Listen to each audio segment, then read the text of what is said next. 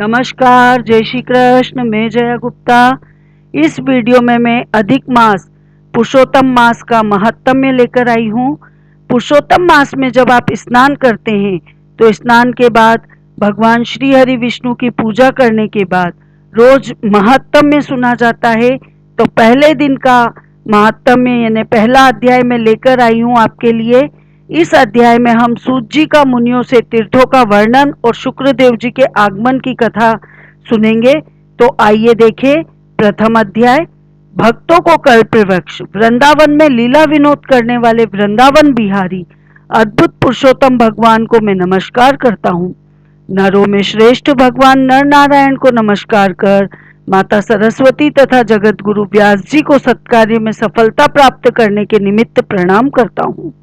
नैमिषारण्य क्षेत्र में यज्ञ करने की इच्छा से बहुत से मुनि आए, जिनमें से असित, देवल, पेल, सुमंतु, पीपलायन, सुमीति, काश्यप, जाबाली, भृगु, अंगिरा, वामदेव, सुतीक्ष्ण, शर्भग, पर्वत, आपस्तंभ, मांडव्य, अगस्त्य, कात्यायन, रथितर, ऋभु, कपिल, रेभ्य, गौतम, मुद्गल, कौशिक, गालो, क्रतु, अत्रि, बभ्रु, त्रित, शक्ति, बुध, बोधायन, वसु, कौंडिन्य, पृथु, हारित, धूम, शंकु, संकृति, शनि, विभांडक, पक, गर्ग, कणाद, जमदाग्नि, भारद्वाज, धूमय, मौन, भार्गव, ककर्ष, शौनक, शतानंद, महातप, विश्लाक्ष, विष्णुव्रत, जर्जर, जय, जंगम, पार, पाशधर, पूर, महाकाय, जैमिनी, महाग्रीव, महाबाहु, महोदर, महाबल, उद्दालक, महासेन, आत्र, आमलक प्रिय, ऊर्ध्वबाहु, ऊर्ध्वपाद, एकपाद, दूरधर, उग्रशील, जलाशी, पिंगल, ऋभु, शांडिल, करुण, काल, केवल्य, कलाधर, श्वेतबाहु, रोमपाद, कद्रु, कालग्नि, रुद्रग, श्वेताश्वर, आर्धय, शार्भंग, प्रथुष्वा इत्यादि ऋषि वहां पर यज्ञ करने के हिसाब से आए। ब्रह्मिष्ठ और वेद पाठी ऋषिगण अपने शिष्यों सहित लोक कल्याण करने के विचार से एकत्रित हुए, क्योंकि ये सदैव परोपकार में लगे रहकर वेदानुकूल कर्म करते हुए दूसरों के हित में संलग्न रहते थे। ये नैमिषारण्य क्षेत्र में यज्ञ करने के लिए इकट्ठे हुए थे। इधर सूत जी भी तीर्थों का भ्रमण करते हुए अपने शिष्यों के साथ वहां आ पहुंचे। वहां सूत जी ने संसार सागर से पार उतरने वाले समस्त ऋषिगणों का दर्शन किया और शिष्यों सहित सबको नमस्कार करके सूत जी आनंद मग्न हो गए। ऋषियों ने लाल रंग की वृक्ष की शाल पहने हुए प्रसन्न मुख, शांत, सद्गुण युक्त, परमार्थी, आनंद स्वरूप, परम तत्व के जानने वाले सूत जी को ऊर्ध्वपुंड तिलक लगाए, गोपी चंदन की मृतिका से राम नाम तथा दिव्य शंख और चक्र का छापा लगाए, तुलसी की माला तथा जटाओं के मुकुट से सुशोभित महा अद्भुत मंत्र का जाप करते हुए सब शास्त्रों के साथ तत्व के गाता और सब जीवों का हित करने वाले, इंद्रियों और क्रोध को जीतने वाले, जीवन मुक्त, जगत के गुरु वेदव्यास जी के कृपा पात्र और व्यास जी के समान ही इच्छा रहित और विविध गुण संपन्न देखकर समस्त मुनिजन सहसा एक साथ उठकर खड़े हो गए। सभी ने तरह तरह की अद्भुत कथाओं को यह सुनाने की इच्छा से सूत जी को घेर लिया। तब सूत जी ने हाथ जोड़कर विनम्र हो ऋषियों को प्रणाम किया। तब ऋषि बोले, परम भागवत सूत जी, आप चिरंजीवी हो। आप हमारे बिछाए हुए इस उत्तम आसन पर विराजिए, क्योंकि आप बहुत थके हुए हैं। ऐसा अनुरोध कर सब ऋषिगण अपने अपने आसनों पर बैठ गए।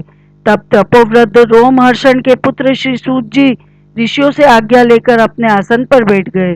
जब सूत जी आसन पर बैठ गए और उनकी थकान दूर हुई, तब मुनियों ने पुण्य कथा सुनाने के विचार से सूत जी से कहा, हे सूत जी, आप महाभाग्यवान हैं, क्योंकि आपने गुरु वेदव्यास जी की कृपा से भागवत रहस्यों को वर्णन करने की शक्ति प्राप्त की है। आप सकुशल तो है ना? न जाने बहुत दिनों पश्चात आज नैमिषारण्य में कैसे आ गए।